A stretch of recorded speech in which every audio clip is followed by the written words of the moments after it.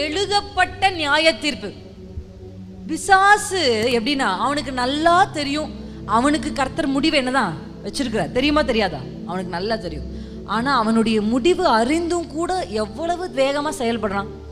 உங்களுக்கும் எனக்கும் நல்லா தெரியும், கடைசியில யார் தான் ஜெயிக்க போறாரு? கர்த்தர் தான். கர்த்தர் தான் ஜெயிக்க போறார். இங்க வசனம் சொல்லுது, எழுதப்பட்ட நியாய தீர்ப்பை அவன் பேரில் செலுத்தணும். சொல்லுங்க, செலுத்தணும். என்ன சொல்லணும்? பிசாசே, உனக்கு ஒண்ணு ஞாபகம் வச்சுக்கோ, நீ தோற்று போனவன், நீ தலை நசுக்கப்பட்டவன். கர்த்தர் எனக்கு எப்படி அத்தாரிட்டி கொடுத்திருக்கிறார்? சர்ப்பங்களையும் தேள்களையும் மிதிக்கவும், அடுத்து என்ன வார்த்தை இருக்கு? சத்துருவின் சகல வல்லமைகளையும் மேற்கொள்ள உங்களுக்கு நான் அதிகாரம் தருகிறேன். சகல அப்படின்னா எல்லாமே, இது அதுன்னு இல்லை. கேரளா மந்திரவாதியா இருந்தாலும் அதை மேற்கொள்ள கர்த்தர் அதிகாரத்தை கொடுத்திருக்கிறார்.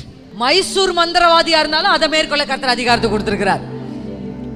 எதுவா இருந்தாலும் யாரா இருந்தாலும் கர்த்தர் நமக்கு அந்த அத்தாரிட்டி கொடுத்துரு. எத்தனை பேர் நம்புறீங்க?